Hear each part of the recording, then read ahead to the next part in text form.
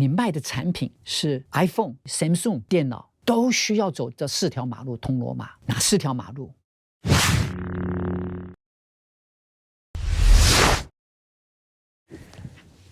各位同学，大家好，我是李树全，欢迎你来到我们今天的教室里面。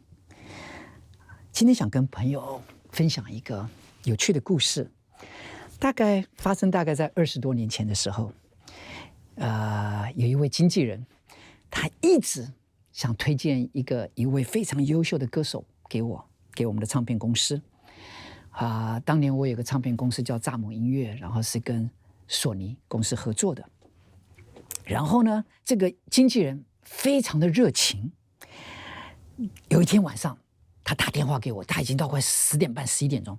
他说 ：“David， 这个艺人今天晚上在台北市的东区表演了，你一定要过来看，很难得。”他的热情让我不得不放下。我说：“现在已经快10点半，要睡觉了。”他说 ：“No， 你一定要起来，一定要去听他。”我就实在是无法拒绝这么热情的一位好友的邀约，我就穿上了衣服，然后又开着车子，最后开到台北市的东区去看这位歌手唱歌。当时我们进去的时候，我走到一个餐厅，在一个地下室里面，餐厅里面，我进去看的时候，他有点胖胖的，然后他看到我走进来的时候，稍微跟我挥了一下手。他站在舞台上，他唱了一首日文歌，唱得非常非常好。接着他又唱了一首国语歌，也唱得非常非常棒，真的唱得很好。然后后来又唱了一首英文歌，也唱得非常好。然后这个经纪人就坐在旁边跟我讲，他说这位歌手呢，他年轻，非常非常的努力。他现在目前是一个厨师，然后对音乐充满了热情。我说 OK， 听起来不错哦。然后我就问了这个经纪人，我说：“请问他有没有参加比赛，歌唱比赛？”这个经纪人说：“有啊，参加很多歌唱比赛。但是他每一次去歌唱比赛，他都知道那些得第1名的、第2名、第3名的都是有人安排的，所以他因为没有背景，常常呢就没办法得奖，很失望。后来就没再比赛了。”我说：“这个我了解，因为我自己有时候也是评审，所以呢，我并不感觉意外。我自己也从小出去比赛，然后常常受到了各种的委屈。明明看到那个第1名、第2名不怎么样，偏偏就是他们得奖。所以呢，这种感觉我完完全全的了解。”那我就继续问他，我说：“请问，这位歌手有没有到处表演？到夜店去表演啊？”他说：“有，但是每一个老板都欺负他，都不给他钱，所以他表演了几次之后，感觉老板根本就在践踏他的时间，然后最后一无所有，也没有赚到任何钱，他最后也就没再表演了。”我想一想，这种经验我也有，我从小在洛杉矶到处去表演，我也同样的经验过这些过程，我都了解。我最后就问了说：“那请问这位歌手有没有一个完整的作品或是到录音室里面呢，跟什么制作人录出一些什么东西作品，我可以听一听？”他说：“有，也有个制作人曾经跟他合作过，但是后来呢，要跟他签合约，签了合约之后，他感觉又被制作人践踏，然后反正一些比例没有谈好，最后他感觉很难过，最后2个又拆伙了，最后也没合作下去。”我说我懂，这个我也懂，我们都走过这些路。那最后我问了这个经纪人，请问他有没有什么绯闻啊？这个经纪人说：“哦 ，no， 这个歌手非常非常乖，这个歌手没有任何一点点绯闻，这一点老师您放心。”我听完了这个之后，我跟他说：“走吧，回家去睡觉了，不玩了。”这个经纪人听了有点纳闷，他说：“没有绯闻不是很好吗？为什么你不想再听下去了？”我就跟这位经纪人说：“其实任何一个产品，无论是 iPhone，无论是任何一个电脑，任何一个产品，都要通过4条马路通罗马。第一条就是到处去比赛，所有连 iPhone 都到处去不同的展览场去做被人家评比比赛，各种的比赛。有哪些人是从比赛里面出来的？我相信你们在镜头前面的朋友一想就想到了。我举个例子，萧敬腾，很多人，张学友都是从比赛里面出来的。也有一些人是从 live show 到处表演里面出来的，在 pub 里面，在各个地方表演出来的。有哪些艺人是从这种环境里面发迹的？我们来想一想。我举个例子，黄小琥、张惠妹，这些都是从这些 pub 里面演唱出来表演的。可是在这个地方，允许我稍微跳出来一点点，一个小故事。几乎在25年，no 不止了，30年前的时候，有人曾经邀请我去看看张惠妹的演出。张惠妹当时在东区的一个小 pub 叫做 Farmhouse 一个小地方，台北东区的地方表演。那个老板我记得好像是陈老板，我还跟他蛮熟的。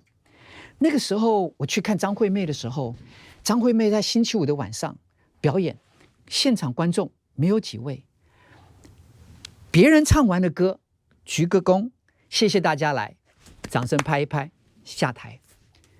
张惠妹上台唱完了之后，她会讲一句话：如果你喜欢我今天晚上的表演，麻烦你把名片放在那个出口的玻璃瓶子里面，我会定时的把我未来3个月、6个月的表演的档期明信片寄给各位。在这边，别人唱完的歌跟大家说拜拜，张惠妹唱完的歌，她是在经营她的事业，她在慢慢的累积这些人。第一次表演的时候，陈老板跟我说啊，张惠妹她来这边唱不需要给多少钱，搞不好根本就是一杯咖啡或者一个晚餐就搞定了。可是呢，隔了3个月之后，我发现在那个小 pub 的外面哦，每个星期五的晚上就开始有人在外面排队要进场。到了那个时候，那个老板是抱着张惠妹的大腿，请你不要到别的地方去表演，然后固定的付张惠妹费用，请她不要乱跑。张惠妹就是在这样的一个情况里面，开始把她的事业做起来。我亲眼目睹这些整个过程。各位朋友，张惠妹在经营她的事业，其他的人只是唱完了就拜拜就走了。第三者，有一些人是把完整的作品做出来。你可能想一想，有谁？周杰伦就是一个好的例子。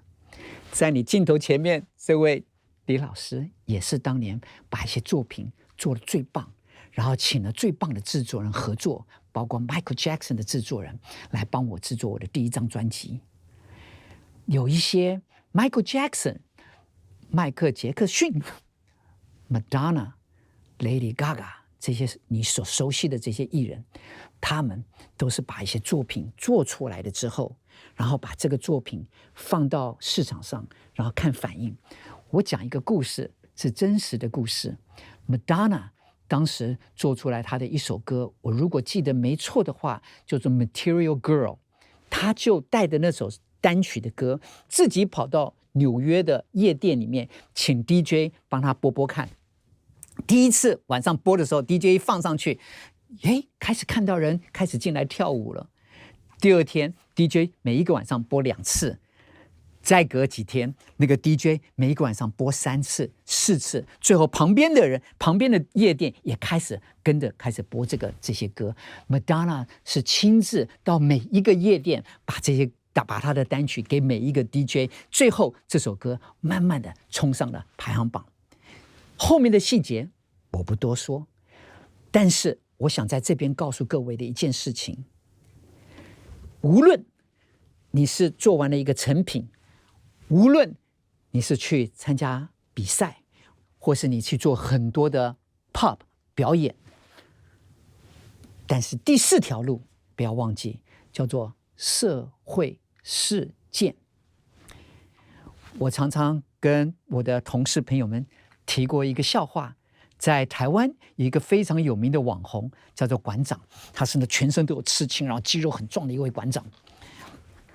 如果我去找馆长帮他写一首歌，比如说犀牛也有一颗心，因为馆长很壮，如果我写一首歌犀牛也有一颗心的这样一首歌的话，我相信那个唱片可能卖的都会比任何一个很会唱歌的人卖得好。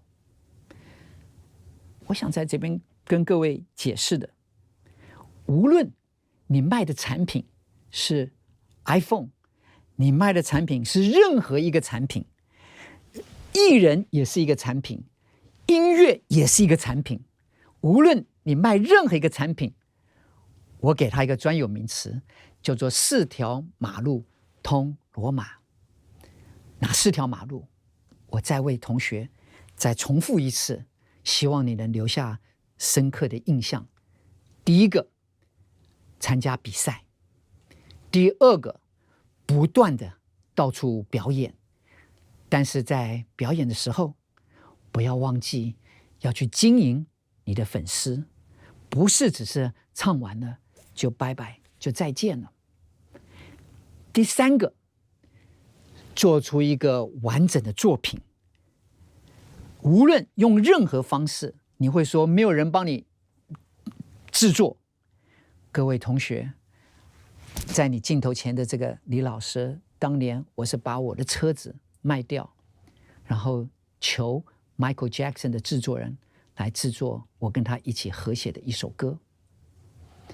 后来 Billy Joel 的制作人 Michael Stewart 看到，他后来也开始制作我的专辑，都是这样子一段一段一点一点的累积。